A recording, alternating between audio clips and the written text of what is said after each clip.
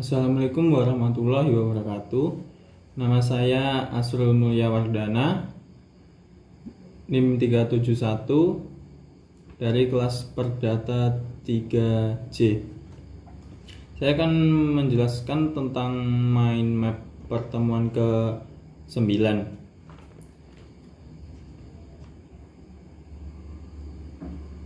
Nah, yang pertemuan ke-9 ini judulnya berakhirnya perikatan. Yang pertama itu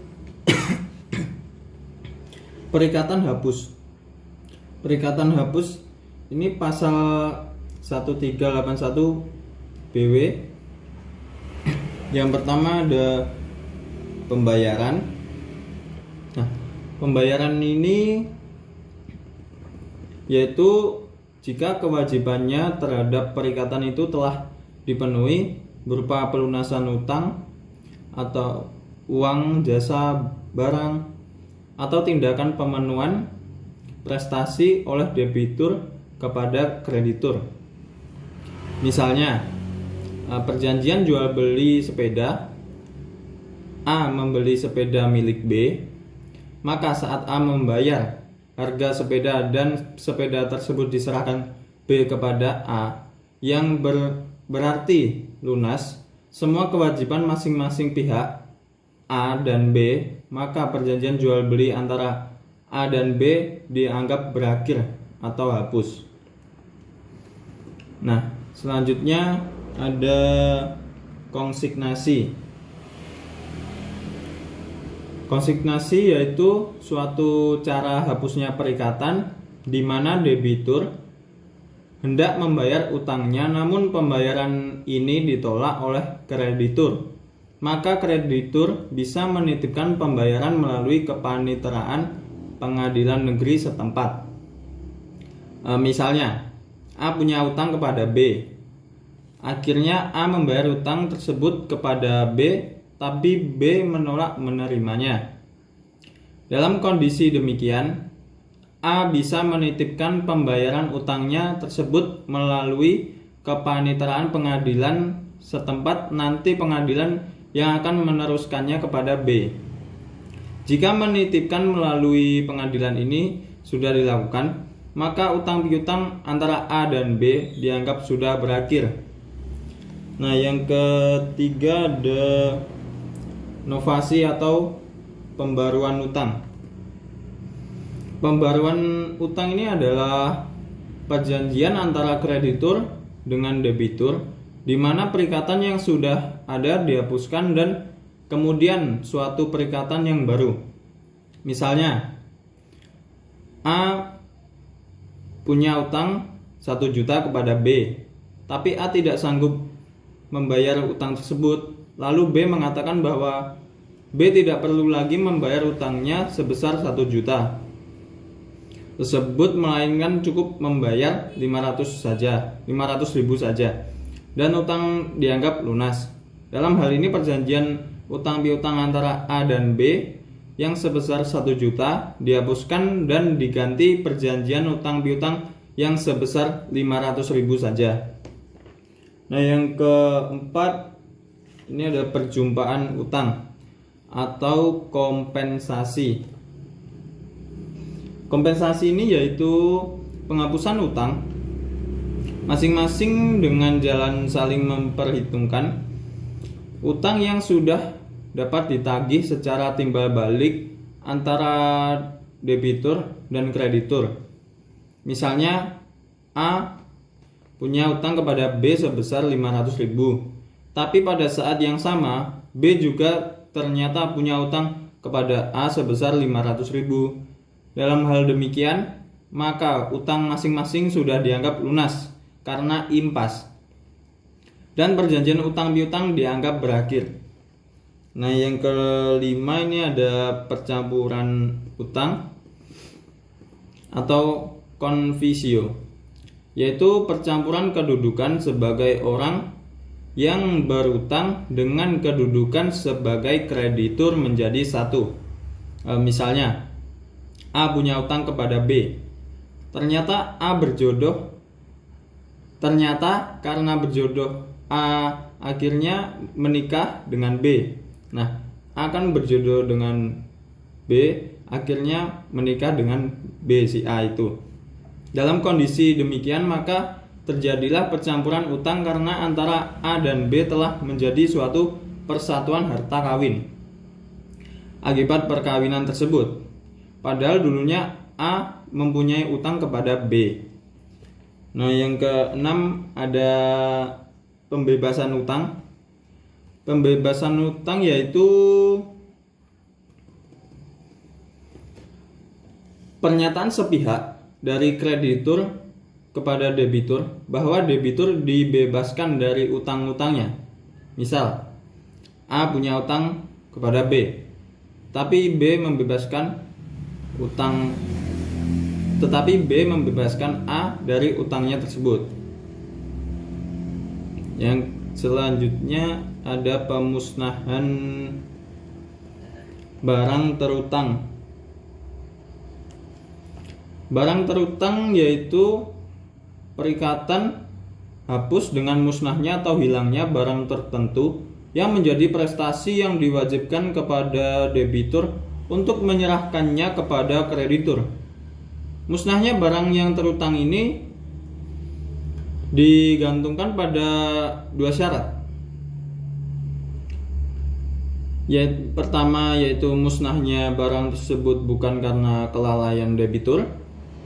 Yang kedua, debitur belum lalai menyerahkan kepada kreditor. Yang ke-8 ada kebatalan atau pembatalan. Yang dimaksud batal demi hukum di dalam pasal 1446 KUH Perdata adalah dapat dibatalkan. Misalnya, suatu perjanjian yang dibuat oleh seseorang yang belum dewasa atau belum cakap hukum. Perjanjian tersebut bisa dimintakan kebatalannya melalui pengadilan, dan saat dibatalkan oleh pengadilan maka perjanjian tersebut pun berakhir. Yang selanjutnya ada syarat yang membatalkan. Syarat membatalkan yang artinya syarat-syarat yang bila dipenuhi akan menghapuskan perjanjian dan membawa segala sesuatu pada keadaan semula, yaitu seolah-olah tidak ada suatu perjanjian. Misalnya perjanjian yang dibuat bertentangan dengan undang-undang, kesusilaan atau ketertiban umum. Yang terakhir ini ada kedaluarsaan.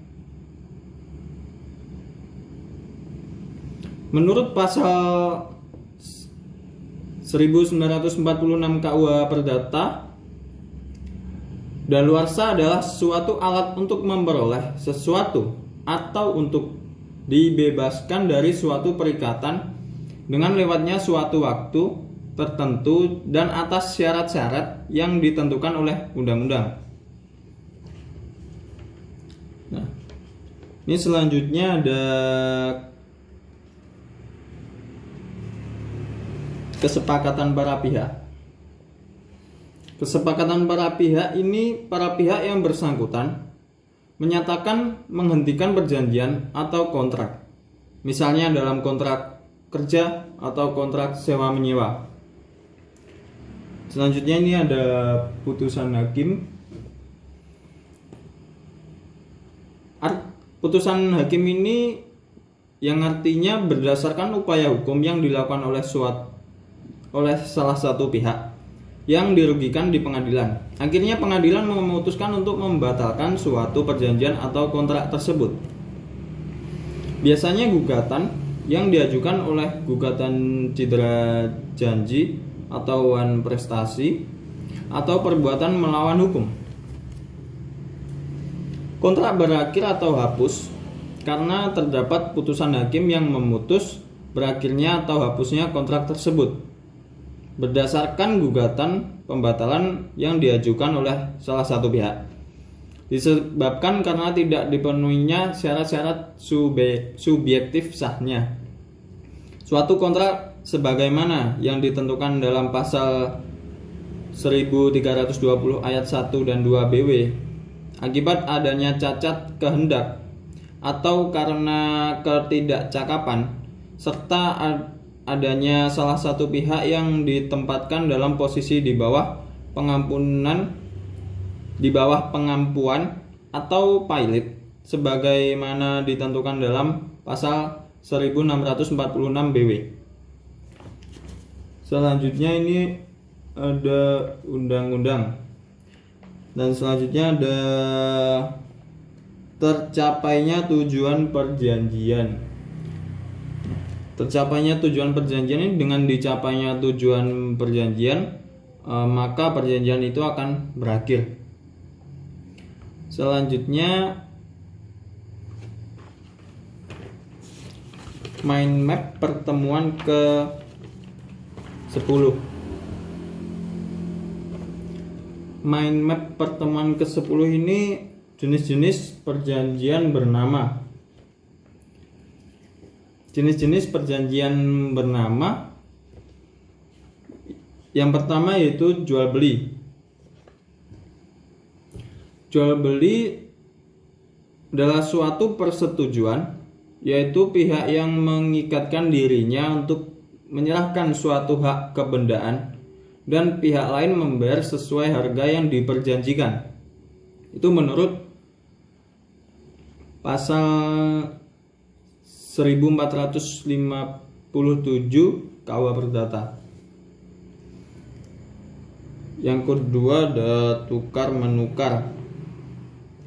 Tukar menukar yaitu suatu persetujuan, yaitu kedua belah pihak mengikatkan dirinya untuk saling memberikan suatu barang secara timbal balik sebagai suatu ganti barang lainnya.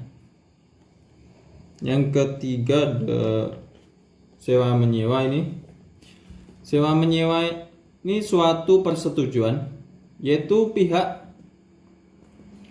yang satu mengikatkan dirinya untuk memberikan kenikmatan suatu barang kepada pihak lain selama waktu tertentu dengan pembayaran suatu harga yang disanggupi oleh pihak yang terakhir. Selanjutnya ada perjanjian melakukan pekerjaan.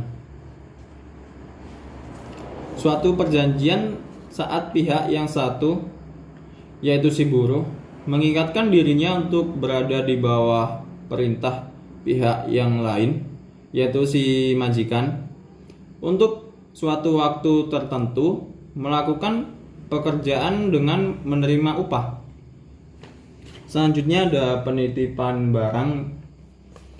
Penitipan barang ini terjadi apabila seseorang menerima suatu barang dari orang lain dengan syarat bahwa ia akan menyimpannya dan mengembalikannya dalam wujud asalnya. Selanjutnya pinjam pakai.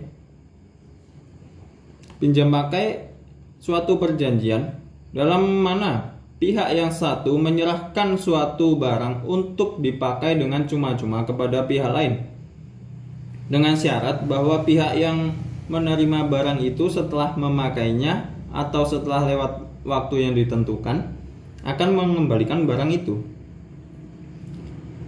Selanjutnya pinjam meminjam.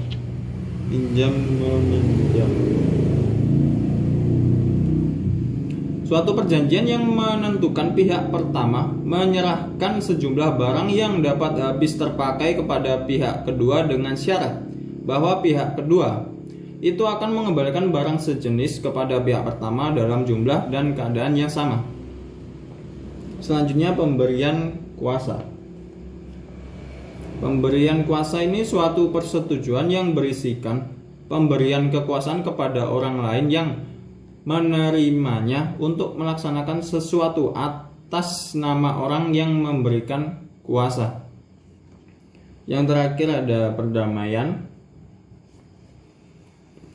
Perdamaian ini suatu persetujuan yang berisi bahwa dengan menyerahkan, menjanjikan, atau menahan suatu barang, kedua belah pihak mengakhiri suatu perkara yang sedang diperiksa pengadilan ataupun mencegah timbulnya suatu perkara bila dibuat secara tertulis. Nah, selanjutnya ini mind map pertemuan ke-11. Udah mind map pertemuan ke-11 ini berjudul jenis-jenis perjanjian tidak bernama.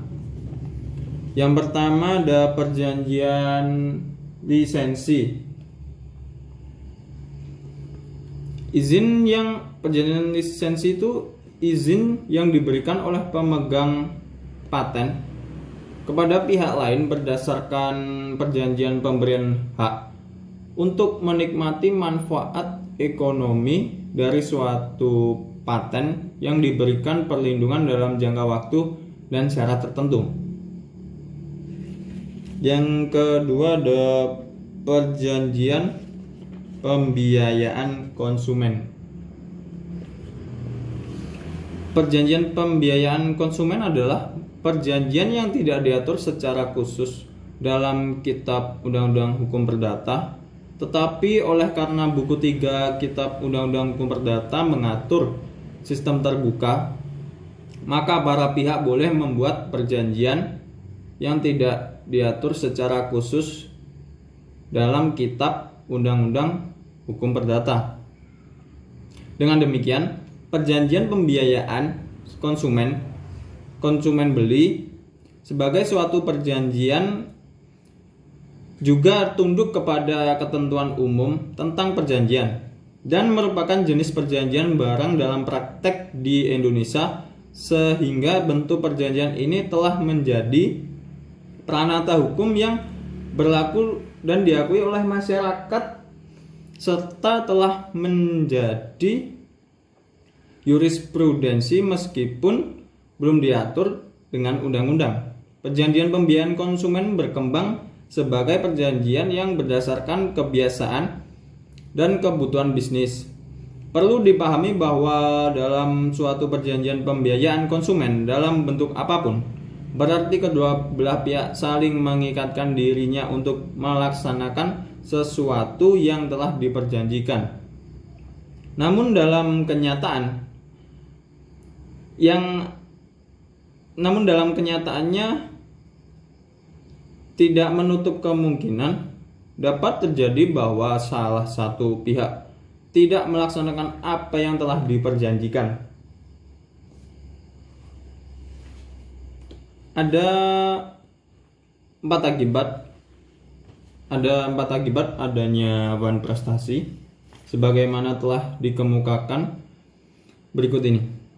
Yang pertama, 1. Perikatan tetapi ada kreditur masih dapat menuntut kepada debitur pelaksanaan prestasi. Apabila ia terlambat memenuhi prestasi, di samping itu kreditur berhak untuk menuntut ganti rugi akibat keterlambatan melaksanakannya prestasi. Yang kedua, debitur harus membayar ganti rugi kepada kreditur. Yang ketiga, beban resiko beralih untuk kerugian debitur jika halangan itu timbul setelah debitur wan prestasi, kecuali bila ada kesengajaan atau kesalahan besar dari pihak kreditur. Oleh karena itu, debitur tidak dibebankan untuk berpegang pada keadaan memaksa.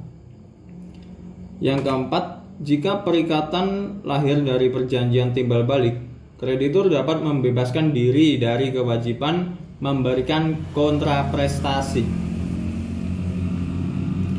Yang selanjutnya dari jenis-jenis perjanjian bernama, ini perjanjian sewa beli. Perjanjian sewa beli itu jual beli barang di mana penjual melaksanakan penjualan barang dengan cara memperhitungkan setiap pembayaran yang dilakukan oleh pembeli dengan pelunasan atas harga yang telah disepakati bersama dan diikat dalam suatu perjanjian. Suatu hak milik atas barang tersebut beralih dari penjual kepada pembeli setelah harganya dibayar lunas oleh pembeli kepada penjual.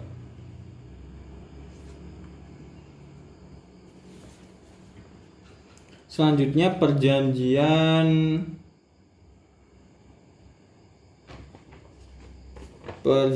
sewa guna usaha atau leasing. Suatu perjanjian di mana lessor menyediakan barang atau aset dengan hak penggunaan oleh lessee dengan imbalan pembayaran sewa untuk suatu jangka waktu tertentu. Sewa guna usaha atau leasing ini adalah kegiatan pembiayaan dalam bentuk penyediaan barang modal baik secara sewa guna usaha dengan hak opsi maupun sewa guna usaha tanpa hak opsi untuk digunakan oleh lessee selama jangka waktu tertentu berdasarkan pembayaran secara berkala. Selanjutnya ini ada perjanjian anjak piutang.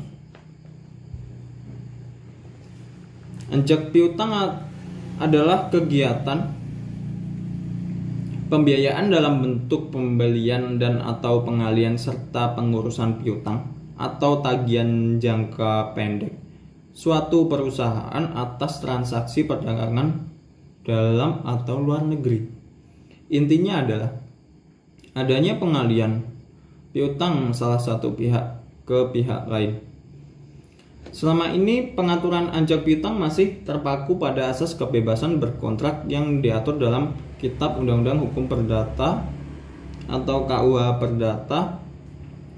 Kontrak anjak piutang dianggap sah bila sudah memenuhi persyaratan pasal 1320 KUH Perdata. Tetapi transaksi yang menggunakan anjak piutang dirasa belum memberikan keadilan jika semata-mata didasarkan pada rezim kebebasan berkontrak. Dalam praktek kontrak yang dilaksanakan berdasarkan asas kebebasan berkontrak, ternyata belum memberikan keadilan kepada para pihak sehingga berakibat sering menimbulkan masalah dan dalam pelaksanaannya. Selanjutnya ada perjanjian waralaba. Perjanjian waralaba merupakan perikatan yang timbul dari perjanjian sebagaimana diatur dalam buku 3 Kitab Undang-Undang Hukum Perdata, sedangkan pemakaian hak atas kekayaan intelektual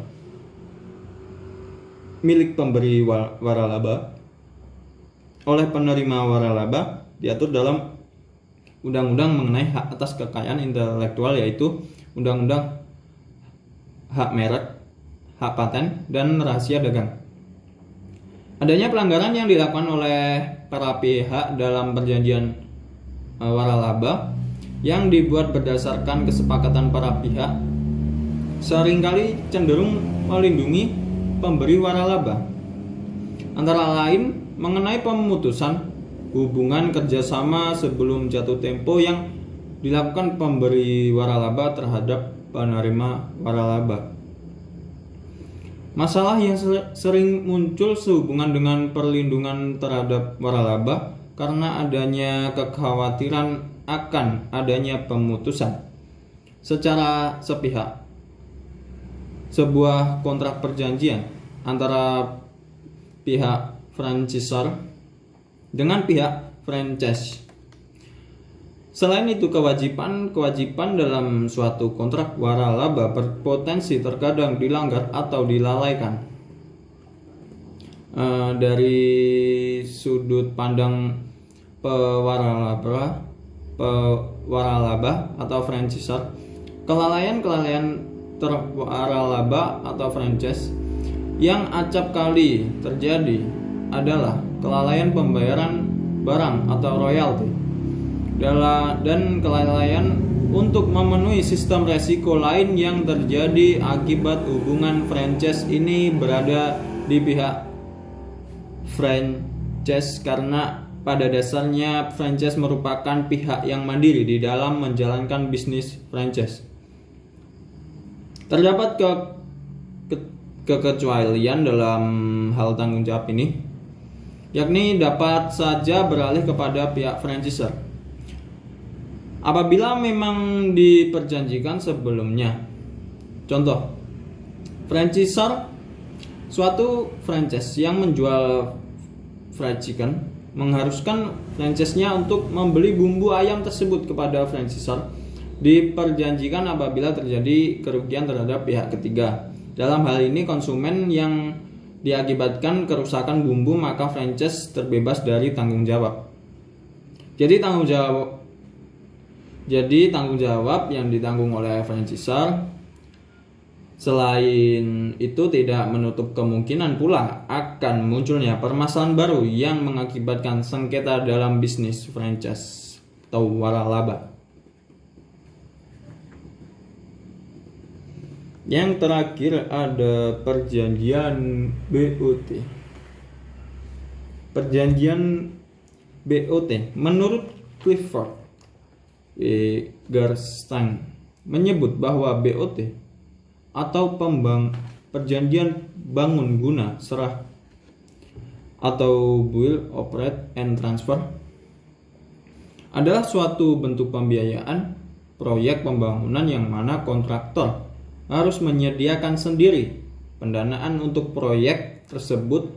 Juga kontraktor harus menanggung pengadaan material, peralatan, jasa lain yang dibutuhkan untuk kelengkapan proyek.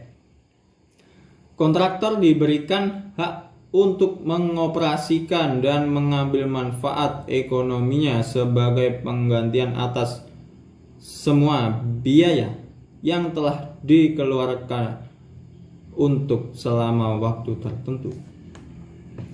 Perjanjian BOT yang dibuat pada asasnya menjalankan suatu asas kerjasama yang saling menguntungkan, di mana pemilik lahan yang semula hanya memiliki lahan atau beserta bangunannya, setelah adanya kerjasama dengan perjanjian BOT, pada suatu saat akan memiliki bangunan atau bangunan yang lebih baik dari bangunan semula.